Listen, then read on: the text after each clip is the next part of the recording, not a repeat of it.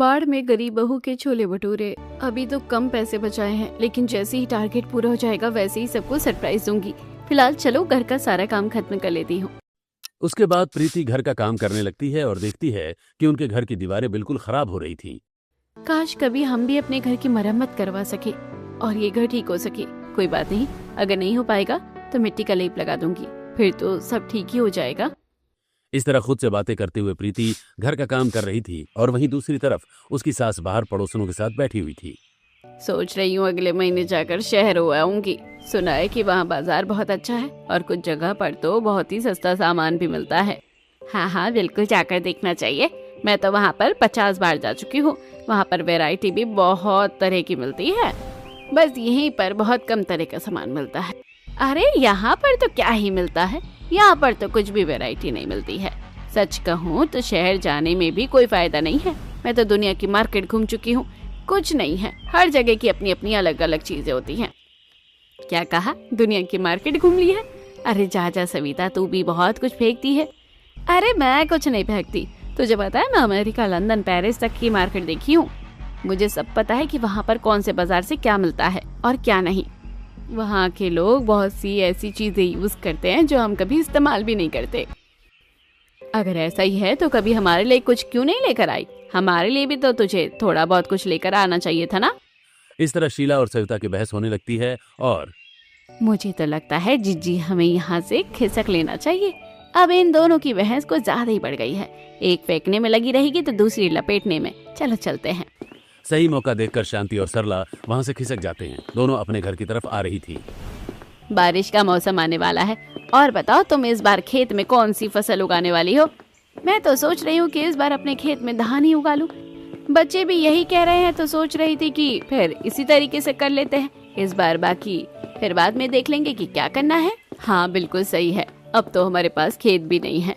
जब से उनकी तबीयत खराब हुई थी तब से बस घर में इतने बुरे हालात हो गए कि बस ऐसे ही भगवान की कृपा से ठीक ठाक गाड़ी चल रही है। अरे तो ठीक गाड़ी चल रही है तो चिंता खाए बात की ले रही हो? बस गाड़ी चलती रहनी चाहिए, रुकनी नहीं चाहिए। इस तरह दोनों बातें करते हुए आगे बढ़ रही थीं। तभी उन्हें घर से उड़ता हुआ पतीला आते हुए नजर आता है, जो उनसे बस कुछ ही कदम आगे आकर गिर जाता है। अरे बाप रे, कौन है ये नालायक जिसने ये पतीला हमारे ऊपर फेंक कर मारा है? अगर गलती से हमें लग जाता और कोई नुकसान हो जाता तो इसका जिम्मेदार कौन होता? और छुपकर कौन वार कर रहा है? हिम्मत है तो जरा सामने आकर दिखाओ। तभी सामने वाले घर से लड़ाई की बहुत ज्यादा जोर जोर से आवाज आने लगती है, जिसके बाद शांति सरला को चुप करवाते हुए कहती है, मुझे तो लग रहा है कि ये नेहा और रजत के घर से आवाज आ रही है। हमें लगता है कि हमें यहाँ से चलना चाहिए। आज पता नहीं कौन सी टेंशनबाजी चल रही है उनके घर में। अच्छा तो इन लोगों का कमाल है, इसलिए छोड़ रही हूँ, वरना तो बिल्कुल नहीं छोड़ती। वहीं दूसरी तरफ नेहा और रजत के घर में बहुत ज्यादा लड़ाई चल रही थी। अरे अब बस भी करो, इतनी ज्यादा लड़ाई क्यों कर रही हो? और कितना सामान घर के बाहर फेंकोगी?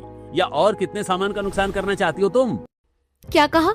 मैं ही नुकसान कर रही हूँ ना, लेकिन जो मेरी जिंदगी में हो रहा है उसे कोई नहीं देख रहा और ना ही कोई मेरी बात को समझने की कोशिश कर रहा है। सच कह रही हूँ, मेरे तो कर्म फूट गए हैं तुमसे शादी करके। पता नहीं कौन सी मनुष्यगढ़ी में मैंने तुमसे शादी करी थी।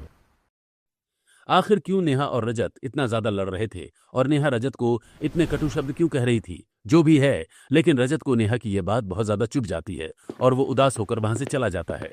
शाम को वो चाय की टपरी पर उदास होकर बैठा था जब रोहन वहां जाकर उससे बात करता है। सारी बातें सुनने और समझने के बाद वो कहता है, मैं जानता हूं कि तुम अपनी पत्नी से बहुत प्यार करते हो, लेकिन उसे भी तुम्हारे प्यार का इतना ज्यादा फायदा नहीं उठाना चाहिए। ताली कभी भी एक हाथ से नहीं बजती। तुम दोनों को ही एक दूसरे को सपोर्ट करके चलना चाहिए, वरना इस तरीके से कभी भी घर नहीं चल सकता।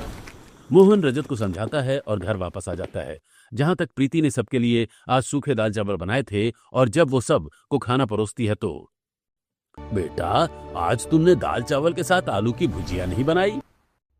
नहीं पापा जी, दरअसल आज सब्जी खत्म हो गई थी और शाम को बारिश होने लगी थी, जिसकी वजह से मैं सब्जी लेने नहीं जा सकी। ओह अच्छा, कोई बात नहीं। जो स्वाद दाल चावल का है वो और किसी में भी नहीं। हाँ, अब तो बारिश का मौसम शुरू हो रहा है और अब बारिश का मौसम काफी जबरदस्त होने वाला है। कल की भी बारिश बताई जा रही है, तो मैं सोच रही हूँ कल कॉलेज की छुट्टी कर लेती हूँ। तुम्हें तो बस कॉलेज की छुट्टी करने का बहाना चाहिए और तुम्हारा पढ़ने लिखने में मन थोड़ी लगता है। ऐसा नहीं है भैया, मेरा पढ़ने लिखने का मन नहीं करता, मेरा मन तो करता है, लेकिन बारिश के मौसम में बाहर जाने का बिल्कुल भी मन नहीं करता, क्योंकि इतना ज्यादा कीचड़ हो जाता है और गलियों में पानी भर जाता है कि बस पूछो ही मत। कॉलेज जाने तक ही मेरी हालत खराब हो जाती है और सारे कपड़े गंदे हो जाते हैं, इसलिए मेरा बारिश के मौसम में बाहर जाने का बिल्कुल भी मन नहीं करता। हाँ, सो तो है, बारिश के मौसम में भला किसका ही मन करेगा बाहर जाने का। सब ऐसी बातें कर रहे थे और अगले दिन प्रीति पैसे जोड़कर दुकान से कुछ छोले और मैदा लेकर आती है और बाहर बारिश हो रही थी, इसलिए वो सबको सरप्राइज देने के लिए सुबह सुबह ही छोले भटूरे बना रही थी। छोले उबालने के बाद उसने एक कढ़ाई में छौंक तैयार करके उसमें छोले पकने के लिए रख दिए थे और मैदे का आटा भी उसने लगाकर साइड में रख दिया। आज तो सबको छोले भटूरे बनाकर खिलाऊंगी। बड़े दिनों की मेहनत से पैसे जोड़कर सबके लिए सामान लेकर आई हूँ और देखना सबका चेहरा कैसे खिल जाएगा। शुरुआत में पहली रसोई में बनाए थे, सबको अच्छे लगे थे। उसके बाद जब सब उठते हैं तो अच्छी खुशबू का घर में एहसास होते हुए पूछते हैं, इतनी कड़क खुशबूदार खुशबू कहाँ से आ रही है? क्योंकि मैंने छोले बनाए हैं और आप सब जल्दी से मुंह हाथ धोकर खाने के लिए बैठ जाइए, क्योंकि मैं सबके लिए अभी गर्मा गर्म भटूरे भी बनाऊंगी। ये बात सुनकर तो सबके चेहरे खिल जाते हैं और सब बहुत ज्यादा एक्साइटेड हो जाते हैं। क्या हम बिना हाथ मुंह धोकर नहीं बैठ सकते? मुझसे तो अब कंट्रोल नहीं हो रहा, मेरा मन तो खाने का बड़ा कर रहा है, मेरे मुंह में भी पानी आ रहा है।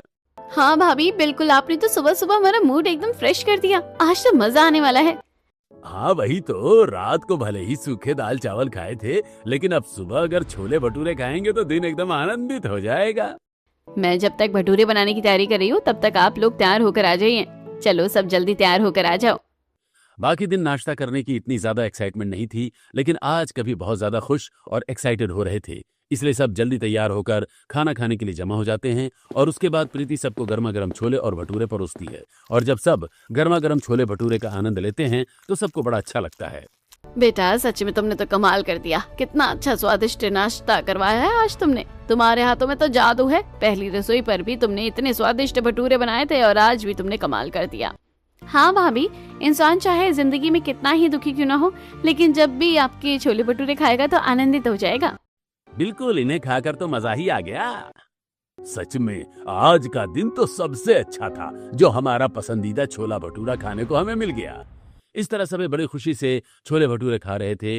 अभी हमने सबकी छोटी सी जिंदगी की एक झलक देखी, लेकिन कुछ ही पलों के अंदर इन सब की जिंदगी अचानक से बदलने वाली है। सब लोग खेत में अपना अपना काम कर रहे थे। कोई धान बो रहा था, कोई ज्वार और कोई बाजरा। सब अपने अपने काम में मगन हो रखे थे। अरे हमने खेत का तो काम कर लिया, लेकिन सोच रहा हूँ कि क्यों ना अभी खेत की सिंचाई थोड़ी सी नदी के पानी से ही कर लेता हूँ। मुझे लगता है कि तुम्हें अभी खेत की सिंचाई नहीं करनी चाहिए, क्योंकि आज बहुत जबरदस्त और तेज बारिश बता रखी है, और अगर तूने सिंचाई कर दी और ऊपर से और पानी आ गया तो सारी फसल खराब हो जाएगी। अगर बारिश नहीं हुई तो हमारी फसल का तो सत्यानाश हो जाएगा। दिन की भी बारिश बताई थी, लेकिन बारिश तो हुई नहीं। और कैसे मौसम विभाग वाले होते हैं, जिस समय जो मौसम का हाल बताते हैं उस समय तो वैसा कुछ होता ही नहीं है। कोई बात नहीं, सिर्फ आज रात का इंतजार कर लेते हैं, क्योंकि अगर जबरदस्त बारिश हो गई तो फसल को बहुत भारी नुकसान हो जाएगा। इस तरह दोनों बात करके घर वापस आ रहे थे। वहीं दूसरी तरफ गली में एक भिखारी दर दर भटक कर खाना मांग रहा था। कोई इस भूखे को खाना दे दो। वो पड़ोस की एक अमीर महिला का दरवाजा खटखटाता है, जो गुस्से में दरवाजा खोलती है। क्या है? क्यों अपने गंदे हाथों से मेरे दरवाजे को छू रहा है? माई, कुछ खाने को दे दो, बड़ी भूख लग रही है। पिछले कई दिनों से कुछ नहीं खाया, कम से कम एक सूखी रोटी ही दे दो तो थोड़ा पेट भर जाएगा। चल भाग यहाँ से, मेरे पास कोई खाना वाना नहीं है। मैं तुम जैसे फ्रॉड को अच्छे से जानती हूँ। तुम्हें कमाने की तो आदत होती नहीं है और सिर्फ बस मांग कर ही खाने की आदत होती है। जाओ यहाँ से, यहाँ पर तुम्हारे लिए कुछ भी नहीं है। उसके बाद वो भिखारी उदास होकर आगे बढ़ता है और प्रीति ने ये सब देख लिया था, इसलिए वो उसे रोकती हुई कहती है, आप जरा रुकिए, मैं अभी आपके लिए खाना लेकर आती हूँ। उसके बाद प्रीति घर के अंदर जाती है और भिखारी को खाना ला कर देती है और कुछ बिस्कुट के पैसे भी देती है। आपको बाद में भूख लगे तो बिस्किट खा लेना, और कभी भी अगर कहीं से खाना न मिले तो आप अपनी चौखट पर आकर कभी भी खाना ले सकते हैं। मैं आपको खाना जरूर खिलाऊंगी। इस तरह सब लोग अपना अपना काम कर रहे थे और रात को अंधाधुंध तेज बारिश होने लगती है। खिड़की से गरजते हुए बादलों से कड़कड़ाती हुई बारिश को होता हुआ देखकर महेश खुद से कहता है, अच्छा है कि मैंने राजेश की बात मान ली, और अगर उसकी बात नहीं मानी होती तो बहुत बुरा हो सकता था। लेकिन बुरा तो अब और भी ज्यादा होने वाला था। बारिश इतनी ज्यादा तेज होने लगती है कि मानो वो रुकने का नाम ही नहीं ले रही थी। वहीं दूसरी तरफ नदी में भी पानी का उफान बढ़ता ही जा रहा था। क्योंकि उसके आसपास के बरसते बादल फट गए थे, जिसकी वजह से पानी बहुत ज्यादा गिर रहा था। इतनी तेज बारिश होने की वजह से गली में भी पानी ठहर रहा था और रात को ही लोगों के घरों के अंदर पानी आ रहा था। अरे आज एक ही दिन की बारिश में इतना ज्यादा पानी घर के अंदर आ रहा है। सच में भाभी, हमने तो कभी सोचा ही नहीं था कि ऐसा भी कुछ हो जाएगा। अभी पहले जितनी भी बारिश हुई थी उसमें तो ऐसा कुछ भी ऐसा हाल नहीं हुआ था, और अब देखो रात की एक बार की बारिश में ही क्या हो गया है। लगता है आज सबको चारपाई पर बैठकर ही रात गुजारनी पड़ेगी। कोई बात नहीं, जैसे ही थोड़ी सी बारिश रुकेगी वैसे ही हम पानी बाहर निकालेंगे। वहीं दूसरी तरफ नेहा के घर में भी बवाल मचा हुआ था। पता नहीं कैसी मुसीबत है, एक तो पहले ही जिंदगी इतनी खराब चल रही थी और ऊपर से अब इस बारिश के मौसम में भी दिमाग खराब हो गया है। मुझे तो कुछ समझ नहीं आ रहा कि मेरी जिंदगी में आखिर कुछ अच्छा क्यों नहीं हो सकता। तुम हर चीज में इतनी सारी परेशानी क्यों ढूंढ लेती हो? सिर्फ हम ही अकेले परेशान नहीं हो रहे, पूरा मोहल्ला परेशान हो रहा है। जरा खिड़की से बाहर देखो तो सही कि कितनी ज्यादा बारिश हो रही है। मुझे कुछ भी तर्क वितर्क देने की जरूरत नहीं है। कुछ ऐसे भी घर हैं जिनका बारिश की वजह से थोड़ा सा भी नुकसान नहीं हो रहा है, तो आखिर हम उन कुछ चुनिंदा लोगों में से क्यों नहीं है, बताओ जरा। इस तरह नेहा फिर से रजत से लड़ाई करने लगती है और पूरी रात छम बहुत ज्यादा तेज बारिश हो रही थी। वहीं दूसरी तरफ सुबह जाकर थोड़ी सी शांति होती है तो सब लोग घर के बाहर आते हैं और देखते हैं कि गली के अंदर पानी भरा हुआ था। इतना ज्यादा पानी भर गया है, मुझे तो चिंता है कि हमारे खेतों में भी पानी भर गया होगा। बिल्कुल सही कहा, इस तरीके से तो सारी फसल खराब हो जाएगी। और इतना ज्यादा पानी भर गया है तो हम इसकी निकासी कैसे करेंगे भला? मुझे तो कुछ समझ नहीं आ रहा है। कोई बात नहीं भाई, परेशान होने की जरूरत नहीं है। धीरे धीरे करके थोड़ा बहुत पानी निकल जाएगा। अभी पानी काफी कम है तो ये हो सकता है कि रात तक निकल सकता है। इस तरह सब लोग एक दूसरे को समझा रहे थे, लेकिन उन्हें क्या पता था कि एक बहुत बड़ी मुसीबत उनका इंतजार कर रही है। शाम तक तो बारिश नहीं होती, लेकिन फिर से बहुत तेज बारिश होने लगती है और शाम को भी बारिश अगले दिन सुबह तक होती ही रहती है, जिसकी वजह से गलियों में भरा हुआ पानी और ज्यादा बढ़ने लगता है और लोग परेशान होने लगते हैं। अगर ऐसे ही चलता रहा तो हमें बहुत ज्यादा परेशानी हो जाएगी। इतनी परेशानी में तो काफी दिक्कत हो सकती है। हाँ बेटा, तुमने बिल्कुल सही कहा, और ऊपर से हमारा घर काफी पुराना भी है। अगर इसमें दरार आ गई तो घर बिगड़ जाएगा। साथ में हम लोग अब सोने और बैठने लायक भी नहीं रहे हैं, क्योंकि हर जगह सिर्फ पानी ही पानी भर रहा है। अभी तो सिर्फ पानी भर रहा है, मैं तो सोच रही हूँ कि कहीं गलती से भी हर जगह त्राई त्राई हो जाए। सभी लोगों के घरों के अंदर पानी आ रहा था। सविता, जिसका घर टाइल पत्थर से बना हुआ था और काफी अच्छी बनावट में था, लेकिन प्रकृति कहाँ किसी को छोड़ती है, सबका बराबर हिसाब किताब होता है। हे भगवान, मेरे सारे सोफे गद्दे सब कुछ खराब हो रहे हैं। इतना महंगा सोफा सेट लेकर आई थी और सब कुछ पानी में बह रहा है। पता नहीं ये कब ठीक होगा, कुछ समझ नहीं आ रहा क्या करूं। अरे मम्मी जी, सोफे वगैरह तो सब ठीक हो जाएंगे, लेकिन अगर हमारी जान पर बनाई ना तो हम क्या करेंगे? आपने देखा था ना कि किस तरीके से दूसरे स्टेट के अंदर बाढ़ आ रही थी, और मुझे तो वैसे ही लक्षण दिख रहे हैं। अरे चुप कर, काली जुबान से क्या गलत शलत बोले जा रही है।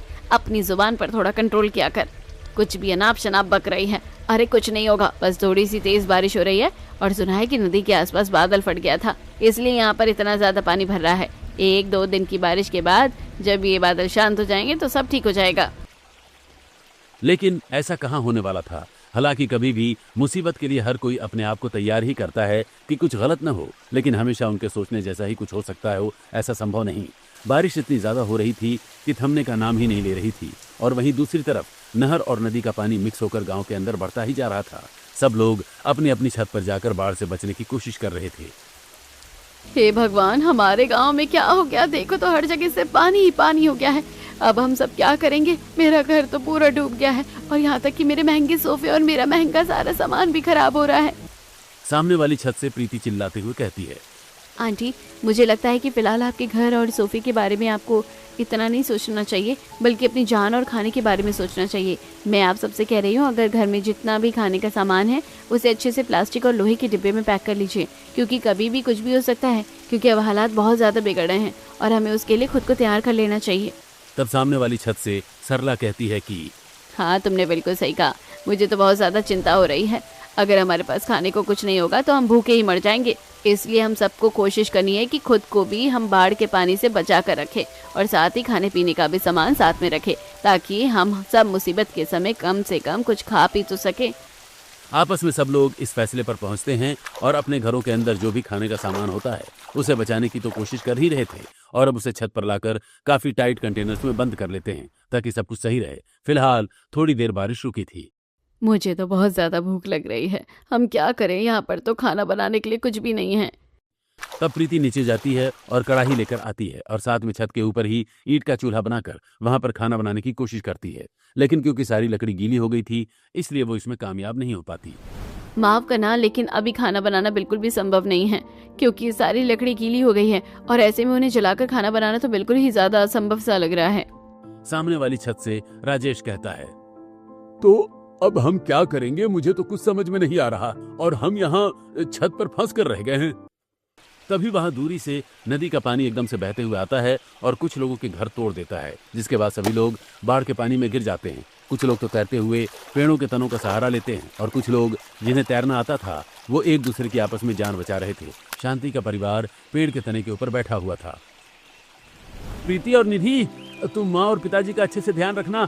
मैं बाकी गांव के डूबते हुए लोगों को बचा कर आता हूँ। ठीक है जी, लेकिन आप ध्यान रखना। अब सभी लोगों की मजबूरी हो गई थी कि उन्हें घर छोड़कर ही जाना पड़ रहा था, लेकिन जाते कहाँ और किस तरह। कुछ लोगों ने पेड़ के तनों पर बैठकर लकड़ी का सहारा लेकर उसे नाव बनाकर आगे बढ़ने की कोशिश की, तो कुछ लोगों ने जो भी तैरता हुआ सामान मिला उसके ऊपर बैठकर खुद को बचाने की कोशिश की। जिस तरीके से एक फ्रिज बहते हुए जा रहा था तो उसके ऊपर बैठकर सब लोग वहां से जा रहे थे। सभी गांव वाले एक दूसरे की मदद कर रहे थे। रोहन भी कुछ डूबते हुए लोगों की जान बचाकर उन्हें सब चीजों पर सवार करके आगे बढ़ रहा था। अरे बेटा, मुझे तैरना नहीं आता। अब मुझे लगता है कि मैं नहीं बच पाऊंगा। अरे काका, आप परेशान मत होइए, मैं हूं ना, मैं आपको लेकर जाऊंगा। सामने वाले तने पर नेहा बैठी हुई थी और वो दूर से रजत को देख रही थी। हे भगवान, बस उनकी जान बचा लेना। ये इतना समय क्यों लगा रहे हैं? मेरा तो दिल बैठे जा रहा है। साथ ही वहां पर कुछ कैंपिंग वाले भी उन लोगों की जान बचाने आ जाते हैं और जो लोग ज्यादा खस्ता हालत में थे उन्हें नाव में बिठाकर वहां से ले जाते हैं। इस तरह बड़ी मुश्किल से बाढ़ का पानी पार करते हुए आखिरकार सब एक जंगल पर पहुंच जाते हैं, जो कि गांव से काफी ऊंचाई पर था और वहां पर बाढ़ का पानी नहीं पहुंच सकता था। आखिरकार सब लोग वहां पर पहुंच जाते हैं। हम लोग डिजास्टर मैनेजमेंट वाले डिपार्टमेंट से हैं। आप सबको चिंता करने की जरूरत नहीं है। फिलहाल आप सबको यहाँ पर रहना होगा और क्योंकि हम सबको एक साथ लेकर नहीं जा सकते, बाकी जगहों पर भी बड़ी समस्या हो रही है। उम्मीद है कि ये जंगल आप लोगों के लिए एकदम सुरक्षित होगा। हम आपके लिए यहाँ पर खाना भिजवा देंगे। इतना कहकर वो लड़का अपनी टीम के साथ चला जाता है और जब गांव के सभी लोग वहां पर सुरक्षित पहुंच जाते हैं तो सब थोड़ी सी राहत की सांस लेते हैं। लेकिन नेहा रो रही थी क्योंकि हे भगवान, अभी तक मेरे पति क्यों नहीं लौटे हैं? आखिर वो कहाँ रह गए हैं? सब लोग नेहा को सांत्वना देते हैं और कहते हैं, तुम चिंता मत करो, वो सही सलामत आ जाएंगे। मुझे कहीं पर मम्मी जी भी नजर नहीं आ रही है, पता नहीं कहाँ रह गई। मुझे भी बहुत चिंता हो रही है। इस तरह गांव के एक दो लोग अभी मिसिंग थे और डिजास्टर मैनेजमेंट वाले सभी को थोड़ी सी खिचड़ी देकर चले जाते हैं और सब लोग मन मारकर खाना खा रहे थे, क्योंकि एक ही पल में उनका सब कुछ उजड़ चुका था। और फिर ऐसी हालत में जंगल में रहना भी कितना मुश्किल हो रहा था। 2-4 दिन बीत जाते हैं और वो लोग रूखा सूखा ही खा रहे थे। मुझे तो समझ नहीं आ रहा कि आखिर ऐसी जिंदगी जीने का क्या फायदा है। हम यहाँ जंगल में बैठे हैं और हमारे घर तबाह हो चुके हैं। मैंने अपनी आंखों से अपने घर को टूटते हुए देखा, खेत भी उजड़ गया है। ऐसी जिंदगी का क्या फायदा। सही कहा, हम और हमारे बच्चे यहाँ पर फंस कर रह गए हैं। हम क्या ही कर सकते हैं? मुझे नहीं लगता कि कभी भी जिंदगी में हमारी जिंदगी वापस सामान्य हो जाएगी। इस तरह सब लोग निराश होकर बातें कर रहे थे और तभी थोड़ी देर बाद वहां पर रजत सविता को लेकर आता है, जिसे देखकर नेहा बहुत खुश हो जाती है और दौड़कर रजत के पास जाती है। आप एकदम सही सलामत वापस लौट आए हैं। मुझे इससे ज्यादा और कुछ नहीं चाहिए। भगवान का लाख लाख शुक्र है कि आप बिल्कुल ठीक हैं। कमाल कर दिया। मुझे तो लगा था कि मुझसे शादी होकर तुम्हारी जिंदगी एकदम तहस नहस हो गई है। मुझे नहीं पता था कि मुझे देखकर तुम्हें कभी इतनी खुशी भी होगी। क्यों नहीं होगी? आखिर पैसे कमाने के लिए आपसे लड़ना मेरी अलग मजबूरी और अलग बात है, लेकिन परिवार के सदस्य के बिना रहना संभव थोड़ी है। एक तरफ नेहा खुश हो रही थी तो वहीं दूसरी तरफ सविता बहुत ज्यादा दुखी हो रही थी। मेरा घर टूट गया। इतने महंगे सोफे लेकर आई थी, इतना ज्यादा पैसा लगाया था, सब कुछ तबाह हो गया। मुझे तो समझ नहीं आ रहा कि अब हम कैसे जिएंगे। मुझे तो जीने का भी कोई फायदा नहीं लग रहा। इससे अच्छा तो घर के साथ मैं भी। सविता आगे कुछ बोल पाती कि उससे पहले ही प्रीति उसकी बात को बीच में काटते हुए कहती है, बस बहुत हो गया। आप सब इतनी बहकी बहकी बातें क्यों कर रहे हैं? क्या आप लोगों की जिंदगी किसी भी चीज से ज्यादा जरूरी हो सकती है क्या? पिछले 4-5 दिन से देख रही हूँ, हर कोई बस उदास बैठा है और बार बार अपनी जिंदगी को कोस रहा है। आंटी जी, घर में चाहे कितने भी महंगे सोफे या महंगा सामान क्यों ना हो, लेकिन वो कभी भी इंसान की जिंदगी से कीमती नहीं हो सकता। हम सबकी जिंदगी बच गई, हमारा परिवार सही सलामत है और हम जब जिंदगी में आए थे तो बिना पैसों के आए थे, तो ऐसा कुछ है। कि हम यहाँ से सही सलामत बचने के बाद दोबारा अपनी जिंदगी को शुरू कर सकते हैं। बेटा, इतनी बड़ी बड़ी बातें करना आसान होता है, लेकिन इस मुसीबत में हमें अंधकार के अलावा और कुछ दिख भी तो नहीं रहा है। सही कहा। अभी तक तो मैं सोच रही थी कि कोई बात नहीं, कम से कम हम जीवित तो हैं, वही बहुत है। लेकिन जिंदगी में सिर्फ जिंदा रहना ही सब कुछ नहीं होता। इतने दिनों से हम सिर्फ क्या खा रहे हैं? दाल चावल खिचड़ी, बस। एक तो ऐसा खाना खा खा कर मैं तो बहुत ज्यादा पक गई हूँ। मैं मानती हूँ, लेकिन हम चाहे कुछ भी कर सकते हैं, बस हमें कभी भी जिंदगी में निराश नहीं होना है और ना ही हमें बुरा सोचना है, क्योंकि अगर हम जितना नेगेटिव सोचेंगे उतना ही नेगेटिव होगा और जितना पॉजिटिव सोचेंगे तो उतना ही अच्छा हमारे साथ होगा। इस तरह सब लोग बस मुरझाए हुए थे और आखिर उनके ऊपर इतनी बड़ी आपदा जो आई थी, उन्होंने अपने सामने कुछ चंद सेकंड में अपनी पूरी जिंदगी के कमाए हुए पैसों से बने हुए घरों को बिखरते हुए जो देखा और अपनी जिंदगी को अचानक से एक बुरे मोड़ पर आते हुए जो देखा, तो ऐसे में कौन सा इंसान जो उदास न हो। लेकिन प्रीति भी हार नहीं मानने वाली थी। वो अपने परिवार के साथ एक पेड़ के नीचे बैठी थी। कोई बात नहीं भाभी, आप किसी भी विचारधारा को नहीं बदल सकती, इसलिए ये सब छोड़िए। लेकिन प्रीति भी इतनी आसानी से कहाँ हार मानने वाली थी। वो घोषणा करती है, आप सबको लगता है ना कि हम मुसीबत के समय में भी कुछ अच्छा नहीं कर सकते, तो ये बहुत गलत है। मैं अभी आप सबको कुछ छोले भटूरे बनाकर खिलाती हूँ। सब लोग समझते हैं कि प्रीति मजाक कर रही है, इसलिए हंस देते हैं। बेटा, काफी अच्छा जोक मारा था तुमने, हमें थोड़ी सी हंसी आ गई। कोई बात नहीं, अब तुम बैठ सकती हो। अरे शांति, अपनी बहू को समझा, ये आज तो सविता से भी ज्यादा ऊंची ऊंची फेंक रही है। तेरे कहने का क्या मतलब है कि मैं फेंकती हूँ? ठीक है, अगर किसी को विश्वास नहीं है तो मैं करके ही दिखाऊंगी। उसके बाद प्रीति थोड़ी सी मिट्टी लेकर आती है और वहां पर एक बड़ा सा चपटा सा छोटा सा चूल्हा बनाने की तैयारी करती है। साथ में वो मिट्टी का एक बड़ा सा घड़ा भी बना लेती है और उसे सूखने के लिए रख देती है। शुरुआत में तो सब बस उसे ऐसे ही देख रहे थे, लेकिन उसकी सच्ची लगन देखकर पायल उसकी मदद करने आगे आती है। मैं नहीं जानती कि आज हम छोले भटूरे खा पाएंगे, लेकिन बनाने की कोशिश तो कर ही सकते हैं। और वो खाली बैठे बैठे भी बोर हो रही हूँ मैं। चूल्हा तैयार करने के बाद वो लोग जंगल से लकड़ी इकट्ठी करके लाते हैं और कुछ पत्थर भी साथ में। जब लोग तैर कर आ रहे थे तो बाढ़ में आए हुए सामान के साथ एक बड़े सा पतीला भी आ गया था। प्रीति उसे लेकर आती है और उसके बाद वो 2 लोहे के डिब्बे लेकर आती है। मैंने कहा था ना कि हमें अपनी जान के साथ साथ खाने का भी थोड़ा सामान बचाना चाहिए। मैंने छोले का डिब्बा बचाया था और ये आटे का डिब्बा तैरते हुए यहाँ आ गया। इस छोले के डिब्बे में थोड़ा बहुत मिर्च मसाला रखा हुआ है, लेकिन हमारे पास तो मैदा है नहीं। और तुमने सबको छोले भटूरे खिलाने के लिए बोल दिया। अब हम क्या करेंगे? बिना मैदे के तो छोले भटूरे नहीं बन सकते। तुम चिंता मत करो, सब हो जाएगा।